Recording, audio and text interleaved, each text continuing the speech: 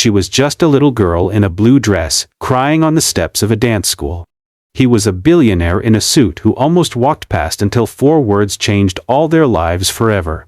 It was an overcast Thursday afternoon in early spring, when Andrew Carter found himself walking down a quiet neighborhood street on the outskirts of Seattle. He wasn't supposed to be there. His driver had taken a wrong turn, and instead of heading straight to the office for another meeting with investors, Andrew had asked to be dropped off a few blocks away. He said he needed air. The truth was, he needed silence, the kind that doesn't ask questions or expect answers. He walked with his hands in the pockets of his light gray suit. His expensive shoes made little sound on the damp pavement. Andrew looked every bit the man the world thought he was: confident, polished, untouchable. But inside he was a shell of the man he used to be. His wife, Lily, had died just 8 months ago after a brutal fight with cancer. Since then, Andrew had mastered the art of functioning without living. He filled his calendar with meetings, launched new divisions of his company, and smiled at all the right cameras. But his house was silent, his heart even more so. He passed a modest dance studio tucked between a laundromat and a deli. It wasn't the kind of place he would normally notice. There were no big windows, no fancy branding, just a chalkboard sign outside that read, "Father-Daughter Dance. Today, 5 p.m. He barely registered it until he saw her. She was sitting alone on the steps in front of the building, her small hands folded in her lap. Blonde hair pulled into a tidy bun with a bright blue ribbon, wearing a delicate sky blue dress that shimmered faintly in the weak light. Her white ballet shoes were scuffed, and her posture was too still for a child her age. Andrew slowed instinctively. There was something about her, the way her eyes stared at the ground, as if it had let her down, that made him stop. He hesitated, unsure if approaching her would frighten her or invite trouble. But as he stepped a little closer, she looked up. Her eyes were the color of the sea just before a storm, blue, clear but heavy with emotion. She didn't flinch, she didn't ask who he was. Instead, with a voice so quiet he almost didn't hear it, she said, "It's the daddy dance, and I don't have one." Her words hit him like a punch to the chest. There was no dramatics in her tone, just simple truth. And somehow, that made it even harder to bear. Andrew crouched down slowly, lowering himself to her level. His knees cracked, reminding him that he wasn't young anymore. But in that moment, something inside him, the part that had been numb for months, shifted. He looked into her eyes and, without even thinking, said, "Then I'll be your dad, for the dance." There was no dramatic music, no crowd watching. Just a girl with a broken hope and a man with a broken heart, meeting in the middle of an ordinary sidewalk, changing both their lives without even realizing it. Sophie Brooks was finishing her 10th night shift in a row at the downtown hospital when her phone buzzed with a message from her neighbor. It simply read, "Emma had a great time at the dance, she'll tell you everything. Also, you might want to ask her about the man in the gray suit." The message puzzled her, but there was no time to respond. She was already late picking up her daughter. Her body ached in ways she'd stopped trying to describe. The hospital floor had been chaos all night, emergency codes, alarms, patients crying, doctors snapping. She'd become used to functioning under constant pressure, but some days it hit harder than others. Today was one of those days. The weight of exhaustion pressed down on her shoulders as she drove home in her beat-up Honda Civic, the backseat still full of old toys and scrubs she hadn't washed in a week. Emma was waiting for her in the neighbor's living room, curled up on the couch with a juice box in one hand and a plastic tiara in the other. She looked radiant, glowing in a way Sophie hadn't seen in what felt like forever. Her little blue dress had glitter across the skirt, and her cheeks were still slightly pink from exertion. Sophie knelt down, brushing a lock of hair from her daughter's forehead, and asked gently, "Did you have fun, sweetheart?" Emma nodded furiously and began to speak all at once, the words tumbling over each other like an overflowing faucet. It was amazing. There were lights and music and cookies and lemonade, and we all got to twirl and do spins, and Mommy, he picked me. Sophie blinked. "Who picked you?" Emma beamed. "The man in the suit, the gray one. He saw me sitting alone and I told him I didn't have a daddy to dance with, and then he said he'd be mine. Just for the dance." Sophie froze for a second. A strange tightness bloomed in her chest. Her first instinct was panic. Who was this man? Why had a stranger danced with her daughter? Why had no one called her? Her mind jumped to headlines and horror stories. But then she looked again at Emma's face. There was no fear in her daughter's eyes, only wonder, the kind of wonder Sophie hadn't seen in her for so long, not since everything changed. After thanking the neighbor, Sophie drove Emma home, listening carefully to every detail. Emma told the story like it was a fairy tale. The man had brown hair and the kindest blue eyes, she said. He helped her tie her ribbon when it came loose and showed her how to spin without falling. He didn't talk down to her or make her feel like she was just a little kid. He called her Miss Emma, and even gave her a rose from the refreshment table. Sophie tucked Emma into bed that night with her heart caught between two emotions, relief and unease. Relief because for the first time in months, her daughter had felt seen and special. Unease because she didn't know who this man was or what he wanted. She lay in bed afterward staring at the ceiling, listening to the silence of the house. She hadn't expected to raise a child alone. Emma's father had left 3 years ago, shortly after Emma's 3rd birthday, without warning or explanation. One morning he kissed Sophie on the cheek, packed a bag, and simply never returned. The mortgage, the bills, the daycare fees, all of it had come crashing down on Sophie's shoulders, and she had carried it ever since, silently, determined never to show her daughter just how hard things had become. The next morning, while Emma was eating cereal, she showed Sophie a photo on the neighbor's phone. The man in the gray suit was kneeling next to her, holding her hand, both of them mid-laugh. The image hit Sophie in the gut. Not just because he was handsome, though he was, but because he looked like he genuinely cared. There was something soft in the way he looked at Emma, something unforced. He hadn't posed for the camera, he hadn't faked a smile, he was just present.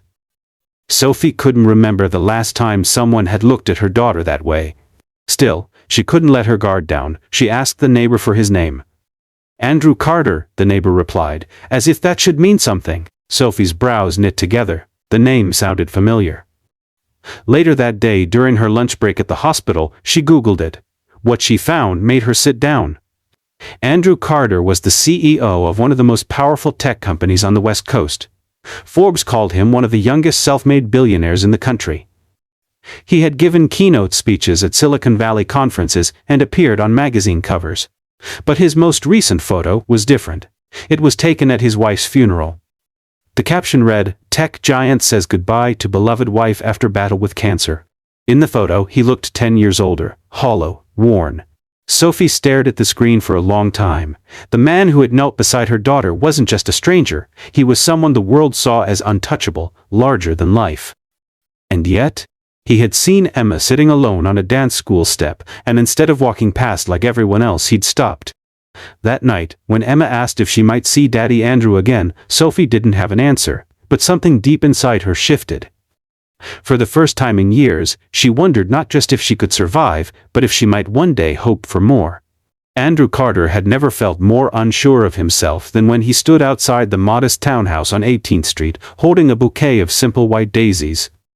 It wasn't the kind of place he usually visited. He was used to penthouse boardrooms, polished marble lobbies, sleek restaurants with valet parking. But here, in this quiet, slightly worn neighborhood with cracked sidewalks and children's bikes strewn across front lawns, he felt more out of place than ever. And yet, he stayed. He had called the neighbor from the dance studio, explaining who he was, and asked if she might pass along his number to Emma's mother. He wasn't even sure what he'd been hoping for, an awkward thank you maybe, or a polite brush-off. Instead, 3 days later, he received a text from a number he didn't recognize. It was short and cautious. "Emma would like to thank you in person. Saturday afternoon, 3 p.m. He hadn't expected a response, let alone an invitation, and now, standing here with his heart racing like a teenager's, he felt foolish for caring so much. He knocked twice, not too loud, and after a moment, the door opened to reveal the girl who had changed everything. Emma grinned the moment she saw him. "You came," she said, throwing her arms around his waist before he had time to react. She was wearing a soft yellow t-shirt with a unicorn on it, her hair down and a bit messy, and she looked up at him with complete trust. Behind her stood her mother. Sophie Brooks wasn't what he had expected. She looked tired but not weak. Her face carried the quiet strength of someone who had seen too much and kept going anyway. Her hair was pulled back in a loose braid, and her eyes, calm but wary, met his with cautious curiosity. She wore simple jeans and a sweatshirt, and somehow, she was still striking in a way that had nothing to do with fashion or polish. She didn't smile right away, and Andrew didn't blame her. He was a stranger who had appeared out of nowhere and danced with her daughter. Her caution made sense. "Hi," he said, offering the flowers. "I brought these, for Emma, or you, or both. Honestly, I wasn't sure." Sophie took them gently and gave a small, reserved smile. "Thanks," she said. "You didn't have to do that." "I know," he replied, suddenly feeling like he was 12 years old. "But I wanted to." She led him inside. The home was small, cozy, lived in.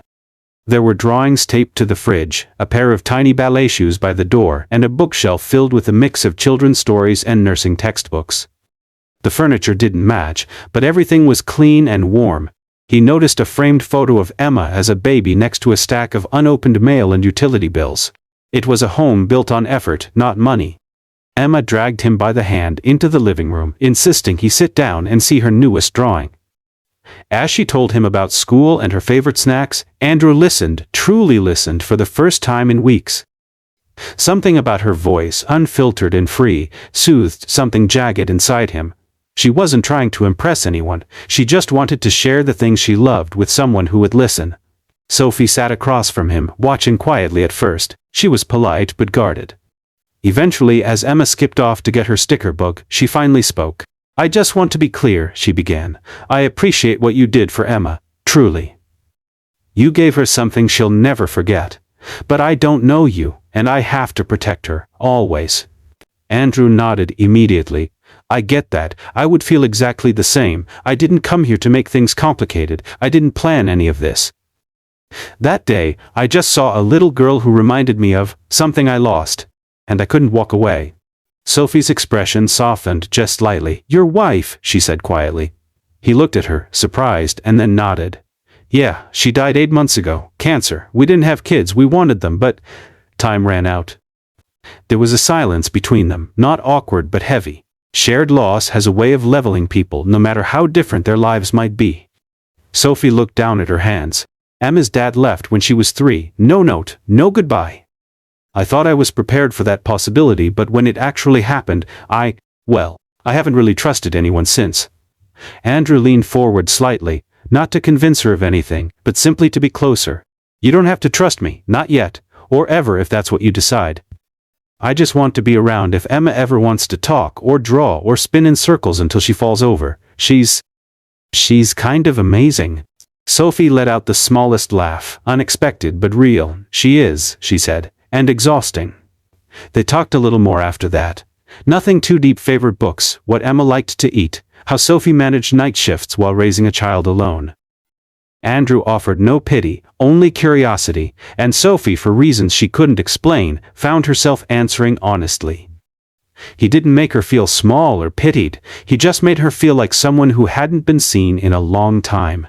When he finally stood to leave, Emma clung to his arm. "Will you come again?" she asked, eyes wide with hope. Andrew crouched to meet her gaze. "Only if your mom says it's okay," he said.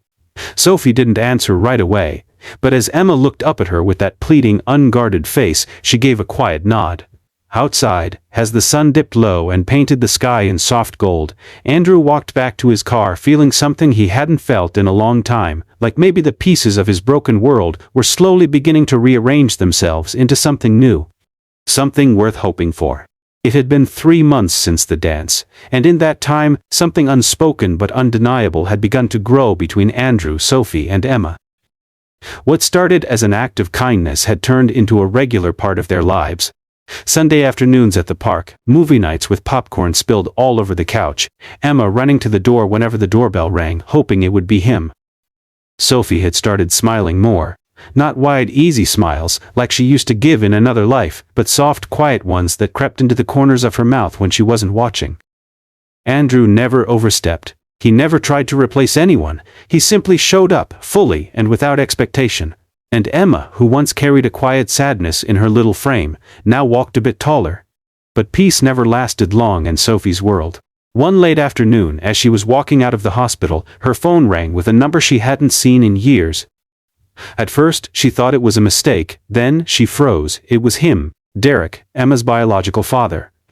His voice was casual, almost smug, as if no time had passed. "Hey Soph, I've been thinking, I want to see my daughter." Sophie nearly dropped the phone. Her mind went white-hot with a mix of rage and fear. He hadn't called in over 3 years, no birthday cards, no child support, not even a text, just silence, like she and Emma had never existed. She managed to steady her voice enough to say, "You don't get to call her your daughter, you gave that up the day you walked out." But Derek wasn't rattled. In fact, he seemed amused. "I heard you've been keeping some fancy company. CEO guy, right? What's his name? Carter. Must be nice, all that money floating around. Makes me wonder if maybe I should start thinking about my rights again." That's when she understood. He didn't care about Emma. He cared about control, about power, about money. Sophie hung up without another word, her hands trembling so hard she had to sit down on the curb outside the hospital. Her first instinct was to protect Emma, but her second was pure dread. Derek had always been good at slipping through cracks, using charm when it suited him, manipulation when it didn't. And if he really meant to fight for custody or even visitation, he would find a way to make their lives hell. She called Andrew that night, not to panic, not to unload, but because she didn't want to face it alone. He arrived at her door 20 minutes later, still in a blazer, tie loosened, eyes serious. She told him everything, Derek's sudden call, his tone, his words, his threat. She expected Andrew to get angry or try to fix it with money or connections, but he didn't.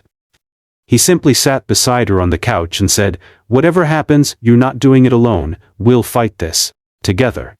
Emma was asleep in the next room, unaware of the storm about to hit. Sophie watched her daughter's chest rise and fall with each peaceful breath and knew that she couldn't allow that peace to be stolen. But she also knew Derek wouldn't go away quietly. 2 weeks later, she received an official letter in the mail. Derek had filed for joint custody. The wording was slick, manipulative, claiming he had been denied access, that he was seeking to repair a long-lost bond. Sophie felt sick just reading it. He didn't even know what Emma liked to eat, let alone what she dreamed of at night. The legal process began quickly. Meetings, paperwork, court dates. Andrew offered his full support, standing beside her through it all, bringing coffee to early hearings, sitting silently beside her in waiting rooms when words weren't enough. The worst part was explaining it to Emma. Sophie chose her words carefully, keeping her voice calm even though her heart was beating wildly. "Sweetheart," she began, kneeling beside her daughter, "there's something we have to talk about. Someone from before wants to see you, someone who used to be here when you were very little." Emma frowned, clearly confused. "Who?" "Your biological dad," Sophie said gently. "His name is Derek. He's asking the court if he can be a part of your life again." Emma was silent for a long time, her small face unreadable. Then she whispered, "Do I have to?" Sophie pulled her into her arms.